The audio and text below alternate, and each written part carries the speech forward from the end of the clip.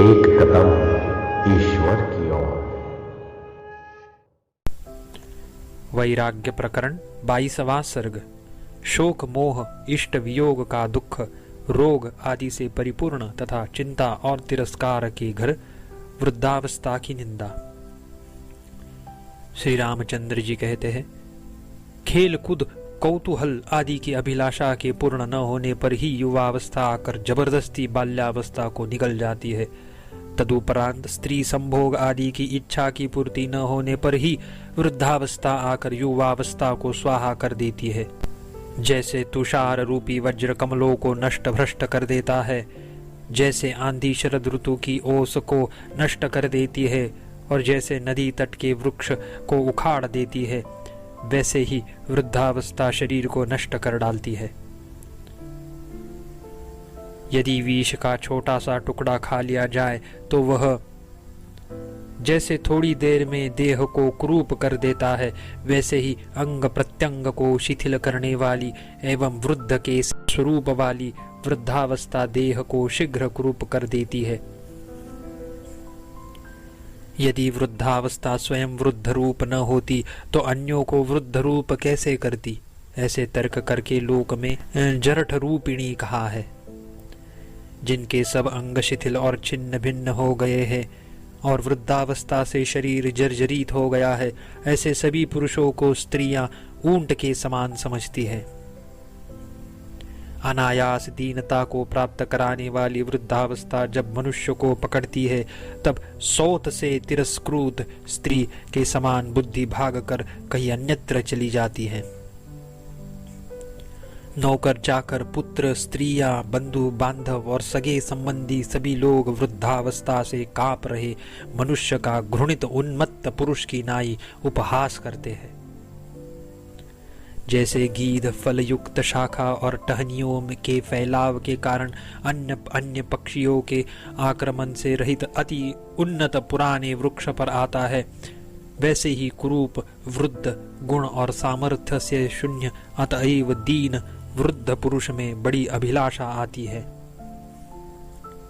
दीनता रूपी दोष से परिपूर्ण हृदय में संताप पहुंचाने वाली और संपूर्ण आपत्तियों की एकमात्र सहचरी बड़ी भारी तृष्णा वृद्धावस्था में बढ़ती जाती है। खेद है परलोक में मैं क्या करूंगा, इस प्रकार का अति भीषण भय जिसका कोई प्रतिकार नहीं हो सकता वृद्धावस्था में बढ़ता जाता है। हे महर्षि, मैं कौन हूँ? बड़ा दुखी दीन हूँ। मैं क्या करूं, कैसे करूं? अच्छा चुपचाप मौन ही रहूं।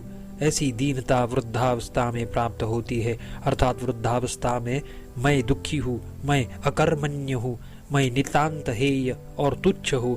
मैं क्या करूं? मुझ में सामर्थ्य ही क्या है? किस प्रकार मैं अपना जीवन निर्वाह करूं? मेरा बोलने से क्या प्रयोजन है? अच्छा मैं मौन ही रहता हूँ।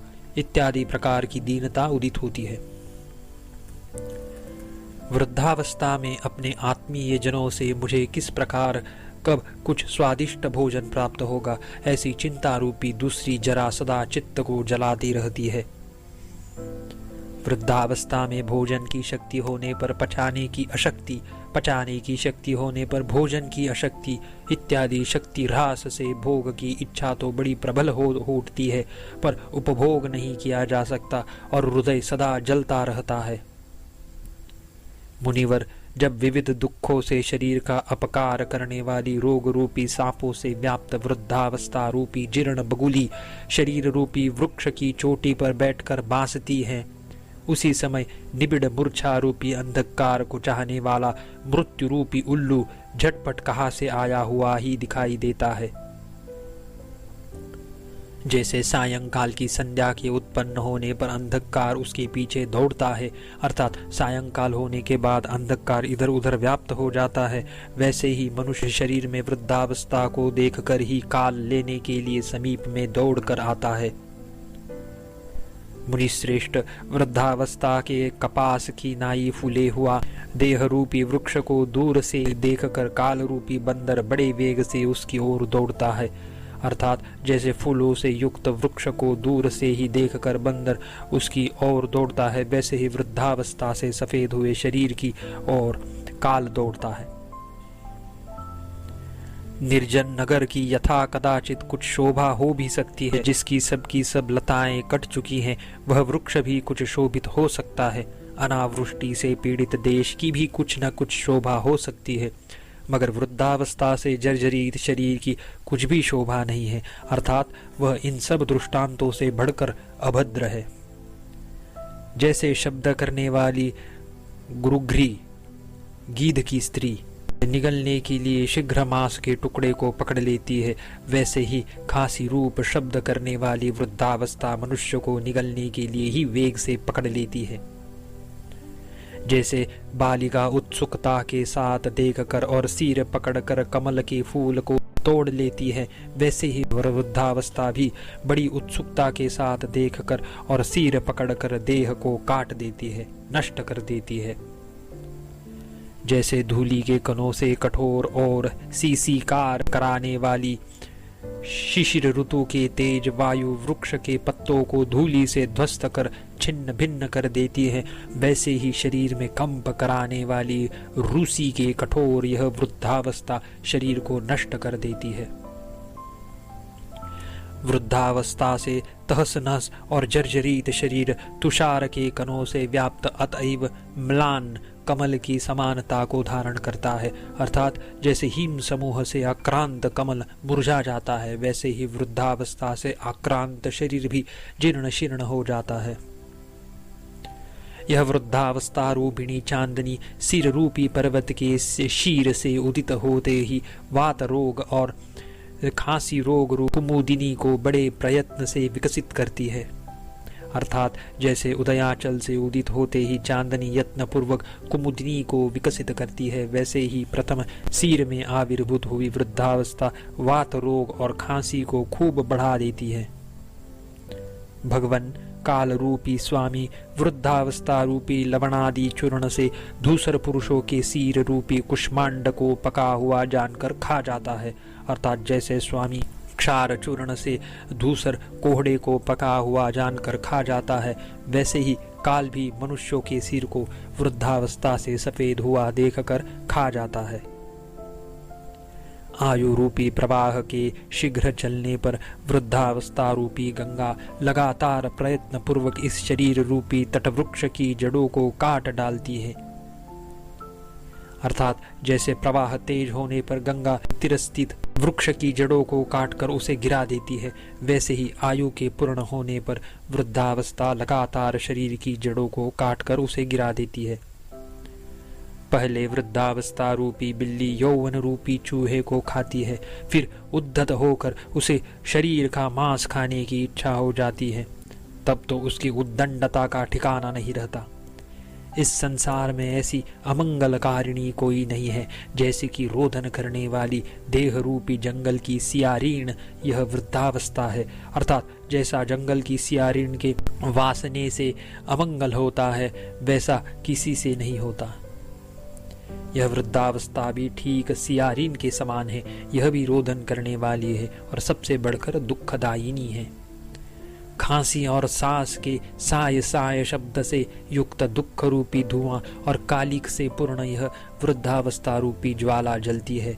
जिसने इस देह को जला ही डाला, अर्थात गीली लकड़ियों के जलने पर ज्वाला सी सी शब्द करती है और उसमें धुआं और कालिक भी रहती है। अतएव जैसे सी सी शब्द से युक्त और धूममय और कालिक पूर्ण ज्वाला काष्ठ को जला देती है, वैसे ही कास श्वास की साय साय से युक्त और दुखमय यह वृद्धावस्था भी देह को जला देती है।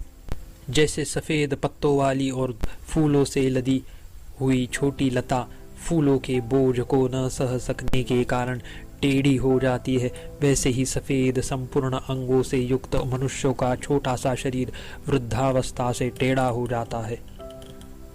वृद्धावस्था रूपी कपूर से सफेद देह रूपी केले के पेड़ को काल रूपी हाथी निस्संदेह एक क्षण में उखाड़ कर फेंक देता है, अर्थात जैसे कपूर से सफेद केले के पेड़ को हाथी अनायास उखाड़ कर फेंक देता है, वैसे ही मृत्यु भी वृद्धावस्था से सफेद देह को निस्संदेह क्षण भर में उखाड़ कर फेंक देती है। पीछे से आने वाले मृत्यु रूपी राजा की वृद्धावस्था रूपी सफेद चबरों से युक्त चिंता व्याधि रूपी अपनी निजी सेना पहले निकलती है। अर्थात जैसे कोई राजा जब कहीं जाता है तब चवर से युक्त उसकी सेना पहले निकलती है, वैसे ही यहाँ भी समझना चाहिए। मुनिवर बड़े धैर्य से दुर्गम पहाड़ों की गुफाओं में बैठे हुए जिन लोगों को रण में शत्रु नहीं हरा सके, उन्हें भी वृद्धावस्था रूपी वृद्ध राक्षसी ने शीघ्र हरा दिया। यह आश्चर्य देखिए। वृद्धावस्था रूपी हिम से संकुचित शरीर रूपी गृह के मध्य में इंद्रिय रूपी बच्चे तनिक भी हिलने डुलने को समर्थ नहीं हो सकते। अर्थात जैसे हिम से परिपूर्ण घर के अंदर बालक इधर उधर चल फिर नहीं सकते, वैसे ही वृद्धावस्था से पूर्ण शरीर में इंद्रियां अपना कुछ भी व्यापार नहीं कर सकती। लाठी रूपी तीसरे पैर से युक्त बार बार लड़खड़ा रही तथा खांसी और अधोवायु रूपी मूर्ज से युक्त वृद्धावस्था रूपी स्त्री नाच कर रही है। गंध अर्थात राग द्वेष आदि से चित्त को वासित करने वाला विषय भोग, इस संसार रूपी राजा के व्यवहार से संबंध रखने वाली और विषय भोग की कुटी आश्रय देह रूपी यष्टि के सिर पर बैठी हुई वृद्धावस्था नामक चवर शोभा विराजमान है। अर्थात जैसे राजा के व्यवहार से संबंध रखने वाली और कस्तूरी आदि सुगंधी पदार्थों को रखने की यष्टि के ऊपर स्थित चमर श्री अपने अनुपम सौंदर्य सुगंधित और मंद मंद वायु के प्रसार से शोभित होती है, वैसे ही विषय भोग की आश्रयभूत इस देह में सिर पर बैठी हुई वृद्धावस्था भी शोभित होती है। मुनीश्वर वृद्धावस्था रूपी चंद्रोदय से शुभ्र शरीर रूपी नगर में स्थित जीविताशा रूप तालाब में मृत्यु रूपी कुमुदिनी क्षण भर में विकास को प्राप्त होती है। अर्थात जैसे चंद्रमा के उदित होने से प्रकाशमय नगर में स्थित तालाब में कुमुदिनी शीघ्र विकसित हो जाती है, वैसे ही वृद्धावस्था से सफेद हुए शरीर में स्थित जीविताशा में शीघ्र मृत्यु का आविर्भाव हो जाता है। वृद्धावस्था रूपी चूने के लेप से शुभ्र शरीर रूपी अंतःपुर के भीतर अशक्ति, पीड़ा और आपत्ति रूपी महिलाएं बड़ी चैन से रहती हैं। जिन जरायुज, अंडज, स्वेदज और उदबिज रूप 4 प्रकार के शरीरों में पहले वृद्धावस्था आक्रमण करती है और उसके आगे मृत्यु अवश्य आने वाली है, उन्हीं शरीरों में से एक इस शरीर में मुझे अतत्वज्ञ का क्या विश्वास हो सकता है। पहले वृद्धावस्था का तदनंतर मृत्यु का ग्रास होने वाले इस शरीर में मेरी तनिक भी आस्था नहीं है। हे तात, जो वृद्धावस्था को प्राप्त होकर भी बना रहता है, उस दुष्ट जीवन के दुराग्रह से क्या प्रयोजन है? अर्थात कुछ भी नहीं, वह व्यर्थ ही है, क्योंकि वृद्धावस्था इस पृथ्वी में मनुष्यों की संपूर्ण ऐषणाओं का तिरस्कार कर देती है। 22वां सर्ग समाप्त।